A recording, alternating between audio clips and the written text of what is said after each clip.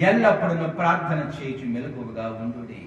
మన జీవిత కాలం అంతా కూడా నేనైనా మీరైనా మానవ జాతి ఎవరైనా మంచి జీవన విధానములు మనం జీవిస్తూ ఉండాలి. మంచి పనులు చేస్తూ మంచి పద్ధతుల్లో ఉంటూ అనేకులకు ఉపయోగకరంగా ఉంటూ ఏ లోపము ఏ యొక్క తప్పుడు విధానము మనలో లేకుండా మనం జాగ్రత్తగా చూసుకుంటూ మన జీవితాన్ని కొనసాగిస్తూ ఉంటే హఠాత్తుగా వచ్చే ఏ భయంకరమైన ప్రమాదమైనా తప్పించుకోవడానికి దేవుడు శక్తినిస్తాడు. మనము నిలువబడి ఉన్న భూమి బద్దలైపోయినా కూడా దేవుడి క్షణములు మనల్ని మార్పు చేస్తాడండి.